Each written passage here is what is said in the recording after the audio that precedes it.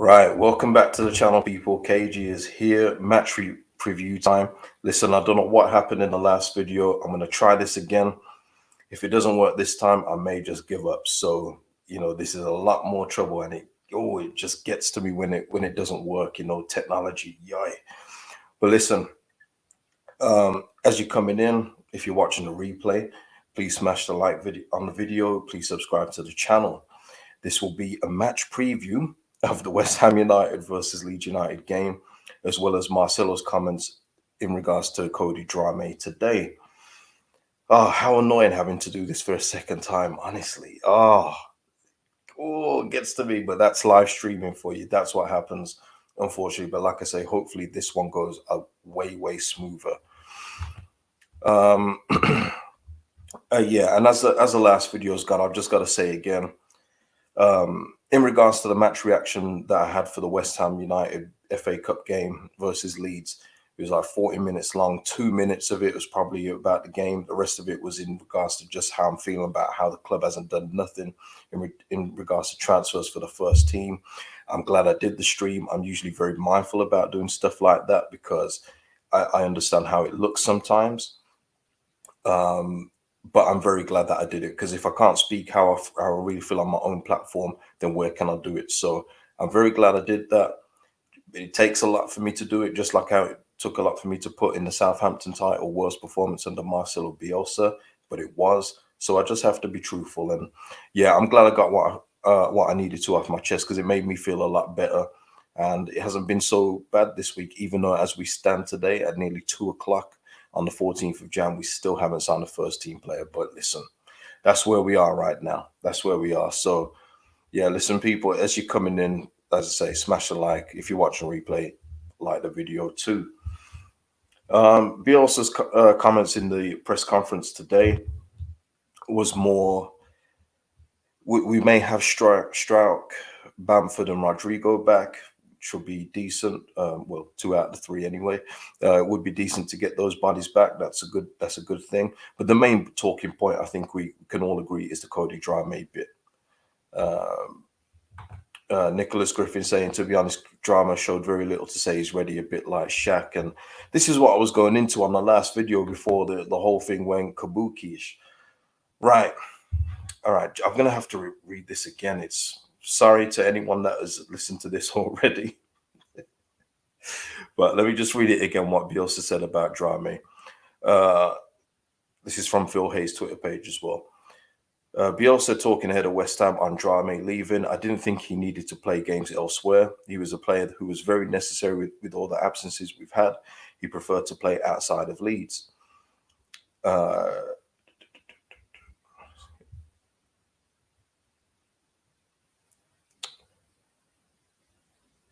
Yeah, okay, yeah. And what I imagine as a great opportunity, he imagined it in a different way. It's more important that what he thinks than what I think. I don't think it's convenient to oppose a situation where a player doesn't want to belong. Bielsa doesn't criticize or disappoint him. I don't condemn or criticize it, but he makes the point that at Leeds Bielsa does, that there's young players can get in the team quicker than in any other Premier League club. Perhaps he overvalues the fact that you're in a 20-man squad in the best league in the world. Uh, yeah, I mean, and that's the main bits from it. That's the main bits from what he's saying.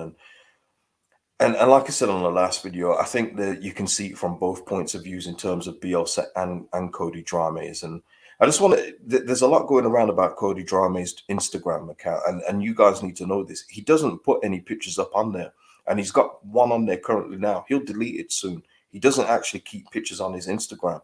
So for everyone that's just freshly looking right now and saying, oh, he's got nothing to do with Leeds on there, he didn't before. I follow him on IG. All he ever does is post in his stories. He doesn't actually post any actual pictures on his IG. So the picture you're seeing now of him holding a Cardiff shirt up, it will probably disappear in a week or something. He doesn't keep pictures on his IG. So that's another thing that people have misread. And I also saw a few, of course, whenever it comes to a young black player, I've heard he's had attitude problems. Let's calm that down a little, because you're not saying that about any other player. So just relax those gums when it comes to attitude problems. You know me on this platform, people. When you're saying an attitude problem just out of nowhere, I'm going to call you out on it. So don't do that. But I will give both of the points because Bielsa here, he said about a 20-man squad. First of all, that's insane for the Premier League. Like, you shouldn't be comfortable coming out saying that we have a 20-man squad in the Premier League. That's outrageous. Should be the full 25, 23 at the very least. But the other thing was that the clear pathway in terms of youngsters in the first team. I disagree with that. And like I say, if you're in the comments now, if you're watching the video after, tell me how you think. But I disagree with that wholeheartedly. Look at it from Cody Drameh's point of view. Ayling was out for a long time with an injury. He didn't come in. It was Shackleton. Shackleton came in and played over an actual right back. No. HGG. What is anything to do with him being black? KG, strange to bring that up. No, I bring it up because it always comes up when it comes to black players when they decide to do something, move, or ask for a new contract or anything else like that. Attitude is always brought up with black players, so that's why I bring it up. But yeah, so it would be Shackleton, it would be Ayling, and then if it wasn't them, it would sometimes be Dallas ahead of him. So you look at it from Cody's point of view. He's looking at it and say, well, there really isn't a clear path into the first team for me here. I may have to go play football elsewhere. At the same time, when Cody's played, I don't think he's been that great. I don't. I don't think he's pulled up any trees. I think he's been very subdued in his play. Whether he plays like that or whether that's via instruction, he doesn't really get past the halfway line that much, and he doesn't put in a lot of crosses.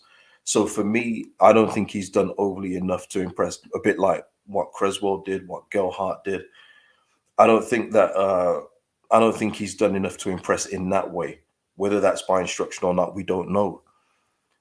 But I mean, Bielsa thought that it would be better for him to play there, train there, and do all that stuff rather than get regular first team football. I see people saying, why would he prefer to go and play under Steve Morrison at Cardiff? I don't think it's under the manager that he's talking about. I don't think that's important. I think the important thing for Cody is that he's playing first team football regularly. And I don't see anything wrong with that. I really don't. I don't think it matters to him about the coach or anything else like that. And Philip saying, feel like he's mugged us off. Surely Bielsa didn't want him to go. Yeah, Bielsa already said he didn't want him to go. But in terms of that, it's about the player's development. And he's a young guy who believes he should be playing first team football now, and that's fine. You can believe that. And in all honesty, when we're really thinking about it, this shouldn't even be a story. It's a huge story for us right now because he's gone. But let's be honest, Cody Drameh moving to a championship club is the right thing to do. It is. It just is. But the reason why it's such a big talking point is because we're short of bodies. And that's not on Cody Drameh. That's on the board and Bielsa. So people giving him stick saying that he shouldn't, that old side before self stuff. No, he's got to look out for his career. He doesn't support Leeds. He's not a Leeds fan. He's got to look out for his career. And if he feels that he should be getting first team football now regularly, then he's done the right thing in going to the championship. I think he's done the right thing too. It's not Cody Drameh's fault that we're short in positions. And I'll go back to it again. Ainsley Maitland-Niles, Arsenal let him go, even though they knew they were going to get players missing, have players missing for the African Cup of Nations. Why didn't we get that Maitland-Niles deal done? Arsenal would not have opposed Maitland-Niles coming to Leeds United and working under Bielsa, staying in the Premier League. And there, you get Maitland-Niles in, that's an improvement on your right back straight away. That moves Ayling to the bench. But we didn't. We didn't do that. We haven't done any business. So I think that for the people that are going in hard on Cody Drameh, just think about it from his point of view in terms of games played. Even when there was a long injury for Luke Ayling, he didn't really get that much game time. And also just think about it from his point of view as well, in that it's not his problem that the club haven't done what they're supposed to do in terms of getting the required first team bodies into the club. Does it look good for him in the long term? Just going from the comments, I know Bielsa says he doesn't take it personally and everything else like that, but we always hear that. I don't think if Bielsa's here next season, we see Cody Drameh play. I just don't. but I'm not pretending that he was the answer. I'm not. I always called for him to get his chance because he was the only recognised right back we had when Ayling was out. But when he has played, he hasn't really pulled up any trees. So yeah, I think the lower move is good for him. It's not good for us at this current moment in time. I mean Russell here, but he's a Leeds player who's paid by Leeds, and as his employer, I would have said shut up and stay until we have more players back. But then that goes to Bielsa's point, and I'm with Bielsa on this about keeping players who don't want to be here. Like the worst thing you can do is keep players that don't want to be around. Like it really is, because it doesn't just damage their morale; it can spread around the dressing room, and it can. And then for the people that were saying he had an attitude problem, that will further their narrative. But you just can't keep unhappy players. You saw what it was doing for Spurs at the beginning of the season with Harry Kane. It just happens like that. And so when you've got a player that doesn't want to be here, you have to let them go. And it doesn't matter who it is. And I'd say the same if it was Rafinha. I'd say the same if it was Calvin Phillips or anybody else. I really would. It would be gutting to see Rafinha or Calvin Phillips go, but the moment they say they want to go, they've already partially checked out. So you have to think of it from a human being standpoint as well as a footballer. And also, I mean, Bielsa saying about he was talking about Pascal Struijk's development and how he's done the right thing and he's played the required first team games, taking the opportunities when he can. And I agree with that. But at the same time, another thing I'd say is that Pascal Struijk has played in a variety of positions rather than his main position where he should be playing. So I would say that yes, Pascal Struijk has got games, but we've seen him down the left, we've seen him in midfield, um, we've seen him at right centre back. So yes, there's pathways in there, but then you can also go to Lewis Bate, who for me should have been playing before he got his game last weekend. He hasn't been getting a chance in the first team. He's been going with the square pegs in round holes. So you have to see it from both sides. You have to see it from both sides, in my opinion. But of course, this being the fan base it is, no one will probably want to see Cody Drameh again. And I think knowing what the fan base like, he might have known that anyway. In terms of, if you don't want to play for Leeds, then how could you want to play football anywhere else? We all know how it goes. Yeah, listen, exactly, Jared Bate over Click. I mean, that's a perfect example. He talks about a pathway in the first team, but yet he keeps on rolling out these players that are just not good enough, and not putting in some of the other players. Subbed off Bate after 45 minutes. Um, and yeah, C Stone number 37 Strike is, well, he's a better player than Drama, of course he is. But what I meant was in terms of Strike getting his preferred position. But Strike has never let us down wherever he's played. Or the DM was a bit rusty at the start, but he's got used to that position. Bandy Bielsa is very experienced and knows the players better than we do. As a former coach myself, I understand the value of that experience. There is that, Bandy, but there's also favoritism going on at the club, and it's plain to see as well. Yeah, I mean, listen. Let's get into the game. So yeah, I mean, if you've got any other thoughts on Cody, then put them in the box. But let's get on to the game. So we possibly have Bamford, Strauch, and who's the other one? Rodrigo back. Good to get some bodies back. I hope to see a couple of them. But my thing is, if they're not completely ready for this weekend, save them for the Newcastle game. That's just me, because for me, this game against West Ham is going to be tough as it is. I don't think we can afford to be losing any players at this point, because we've got some very important games coming up, and the Newcastle game is one of those. So if they're not completely ready, I would be with Bielsa and just leave them out. Um, yeah, exactly. I mean, Jared, then you'd agree a 20-man squad in Prem is mad. Yeah, exactly. Yeah, but in terms of this game, uh, we saw what West Ham did to us last week. They weren't great, but they got the victory. I know I didn't speak about it much in terms of the match reaction in the last one, but I think they'll be going again. They'll be strong again, West Ham, and they're picking up a bit of form yet again. They're fourth in the table right now. They're doing very well, and against our pieced up team, I don't know how that's going to look. But I just think as well, with the way that West Ham are playing, and the way that we're currently going, an away game against West Ham, who will be, they're very mindful. I'm thinking about it from West Ham's point of view. They're fourth currently. They've got teams breathing down their necks. They're going to see this as a very winnable game at home against a fairly depleted Leeds team. So they've got to be feeling pretty good, I would say. And I was going to get my West Ham guy on here with me to talk about this game, but I felt I needed to go solo today. And then you add the Cody Drameh news into it, then I definitely need to do this one by myself. Yeah, John H saying no Souček, but Creswell Soufal will be back. Well, Soufal's been playing. Soufal's been going. Creswell's already back as well. He played in the last game. Yeah, I mean, free falling. Just going back to the Strauch comments. Example: Cooper is no way the best left-sided centre back we have, but still is on the team sheet every time he's fit. That's favoritism. Perfect example. Free falling. Perfect example. But yeah, West Ham, Lanzini is making use of Benrahma being out. The thing is, West Ham have just got a really good team. They've got a bit of a crisis at centre back, but they're getting through. I think Diop and Dawson are doing all right for them at this point in time. Fabianski's doing okay. It's just tough to look past West Ham in this one.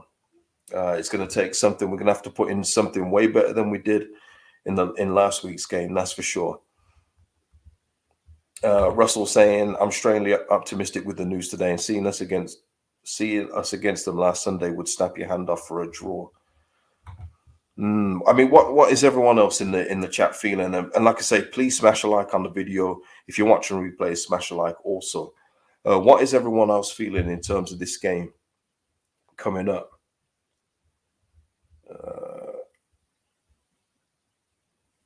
Just getting and also, yeah, in terms of Adam Forshaw, Bielsa saying that he should see that Leeds United extend his contract as he's been playing good, and also to get Rafinha's deal upgraded too, as he's the best player in the team. Can't disagree with that. Can't disagree with that.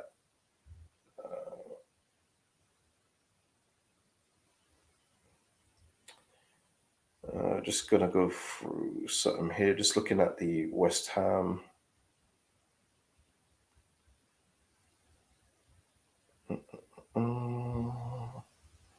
Okay, yeah.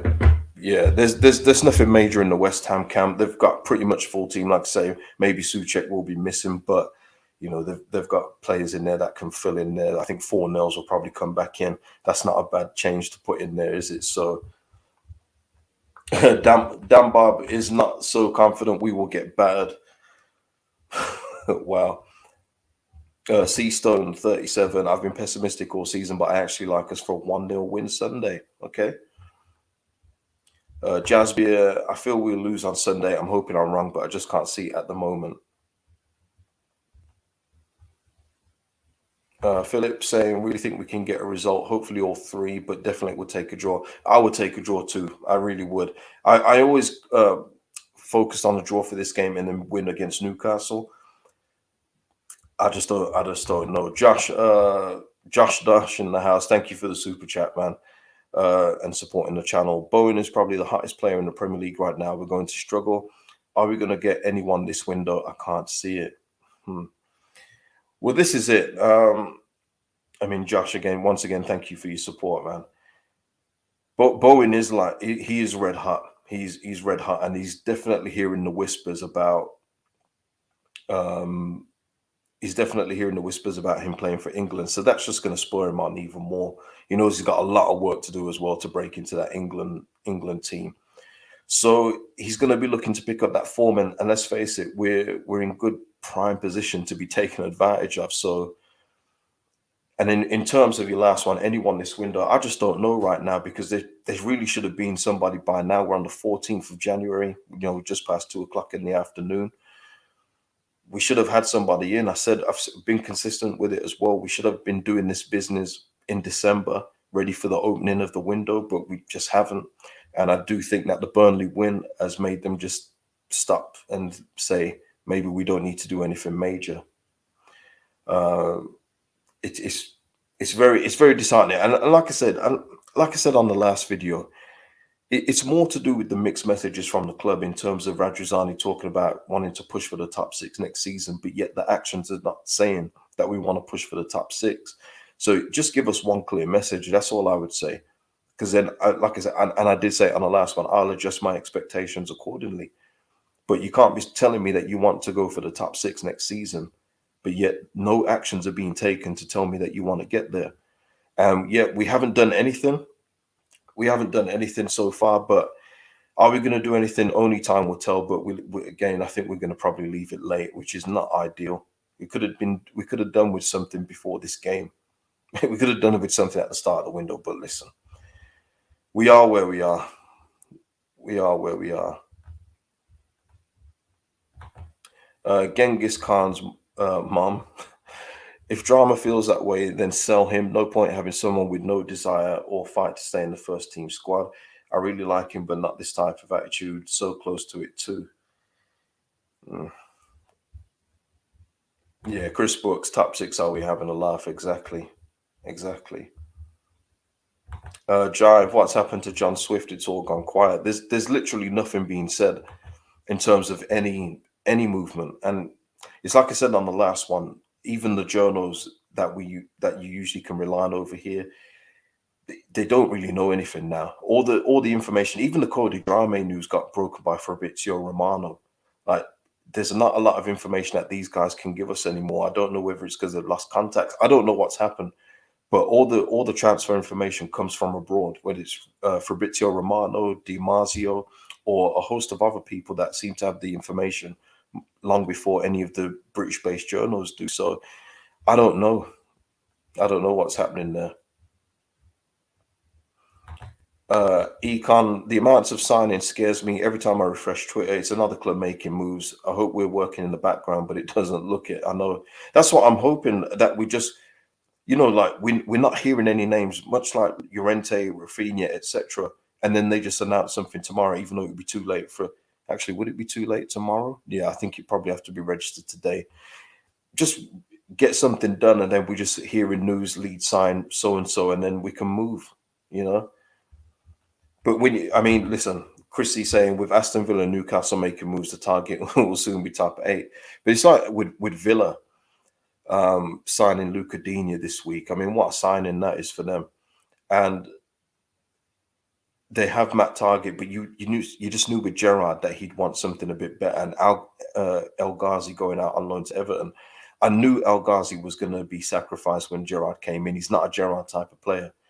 But look, Villa are back in there, man. Gerrard went there and he said, I'm going to need back in. Villa said, you got it, boss. And they're doing it for him. So, you can't sniff at what Villa have done. Coutinho too, good signing. Obviously, that's a Gerrard friend as well. Newcastle, I'm not over enamored with their signings. In all honesty, I still think that we're in good shape to beat them next week. You know, Trippier and Chris Wood doesn't really put the jitters in me, but they're trying. They're doing something. They're trying to get out of their hole. They're trying to improve their squad, and you've got to commend them for that. Matt Sweeby, it's still early in the window, but time is ticking to get the right reinforcements. Philip KG, it's going to be the last day of the transfer window. Yeah, yeah. Kev McNally, not good business to let everyone know who you're after. Yeah, exactly. And I'm not saying that they should let everybody know. I think quite the opposite, just like you, Kev. But that's what I'm saying. I think that's why we don't hear any names from the British-based journals anymore. You'll just get Fabrizio Romano saying, "Here we go, so and so is signing for Leeds, medical's done," and then that will be it. And there's nothing wrong with that. I just wish that we've seen it in the single digits of the January transfer window. But listen, we are where we are, aren't we? So yeah, in regards to the game, and I'm very sorry about this. I mean, this stream, it's been as if you weren't here for the first one, I tried to do this the first time. I was like, what, 15 minutes in, and the whole StreamYard app just went all kabuki and left me having to do this a second time. So if it's a bit all over the place, my apologies. I know this hasn't been my best one, so you'll have to forgive this performance. I'll make it up to you on the match reaction against West Ham this Sunday. But yeah, my match prediction for this game, I'm going 2-1 West Ham. Like I say every time, what do I say every time I predict a loss for my team? prove me wrong. Just prove me wrong, please, please. I beg you. But I'm just weighing it up. We've won four games in 19. We're all over the place in terms of injuries. West Ham are in the top four right now. They're pushing for top four. They're in a good run of form. Bowen is red hot. We're away from home. It's the London thing. That's a mentality thing yet again, but we won't talk about that. So yeah, I just think it's going to be 2-1. Just people in the chat now, throw me in your match score predictions, and then people that are watching the replay, give me your predictions in the comment box, please. Shelley Johnson, without injuries and no transfers coming in, I'm waiting for the match where Dallas has to play every position at the same time. Yeah, it's crazy. Sugary goodness, West Ham have our number. Oh yeah. All right, 3-0. Is Dan Bob? Is it? Oh yeah, you already said we're going to get smashed. So that's 3-0 to West Ham.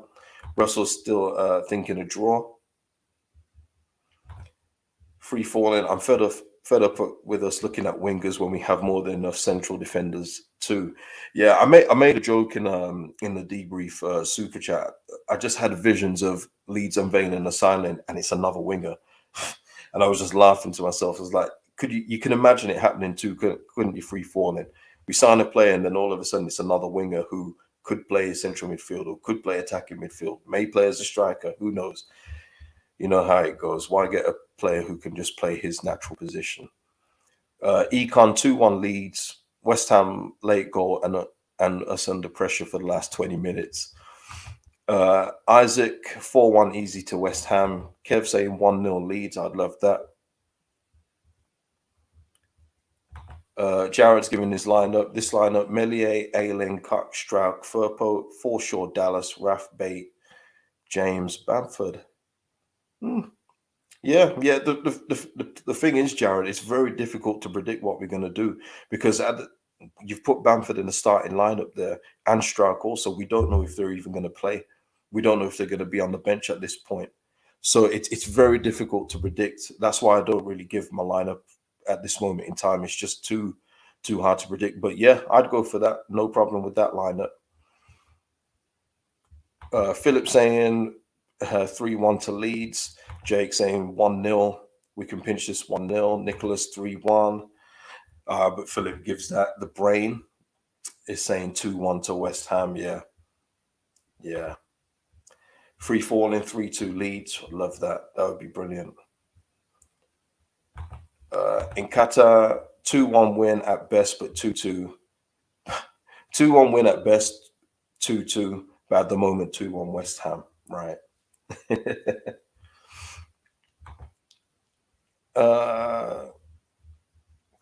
Russell, it would be the same reaction as when we signed these under 23 players this week. Everyone will be like, shrug. Yeah. We've seen it this week. We've renewed a whole bunch of youth player contracts, and everyone's just been like, well, is there any adults to sign for the first team? And listen, you can understand. Listen, I don't understand the people that criticize people that say stuff like that. You have to understand where people are coming from. But yeah, I hear what you're saying, Russell. Bandy, should we lose this week? Please don't depress me like last time. I've exhumed my shirt. Lucky it wasn't a cremation. Nah, listen, Bandy, I wasn't depressed about the result last week. I wasn't downbeat about the loss against West Ham in the cup. It was more to do with the situation around the first team and being just a lack of transfer activity. That was my main gripe about it, and I was bottling it up. I didn't want to bring it up, but I'm like I said at the start of the video, I'm very glad I did because I just feel much better in terms of the content that I'm putting out to you guys. I'm always going to be honest. I've got to just remember that. I haven't been doing YouTube all that long. Every video is going to be a learning curve, just like the second video of the day after the gremlins of the first one. You know, I've just got to stay true to myself and just speak what's on my mind, no matter how it sounds. But the thing is, even if people saw it as negative, but a lot of people in the comments did agree with what I was saying. Even if you saw it as negative, I see it as a positive because I just want the best for my football club. And that's the main thing for me. It's always going to be down to just wanting the best for Leeds United. Ariana Lucci, worried about the lack of signings. Me too. Jive, got a feeling we're going to sneak a win, but 1-1. Okay. Josh back in the Josh saying, any questions being asked about Bielsa and his so-called medical team, you'll be shut down. This has been a reoccurring theme for years. We can't continue like this and expect to be sustainable. Completely agree, Josh. 100%. Something has to change, especially when the man has literally came out today and said it's a 20-man squad. That's too light for the Premier League. Way too light. But listen, people, we're gone for half an hour. That's more than enough. In fact, it's almost 45 minutes if you include the first deleted video. And I'm, like I say, very sorry about that, but it's out of my control when StreamYard decides to bug up and, do what it did at that point. But yeah, like I say, please smash the like on the video. Drop your score predictions in the comment box. And listen, I will see you all for the match reaction on Sunday after the game. And we'll get through it together if it's a loss. And if we win, I'll be overjoyed. I will be more than overjoyed. So, yeah, peace out, people.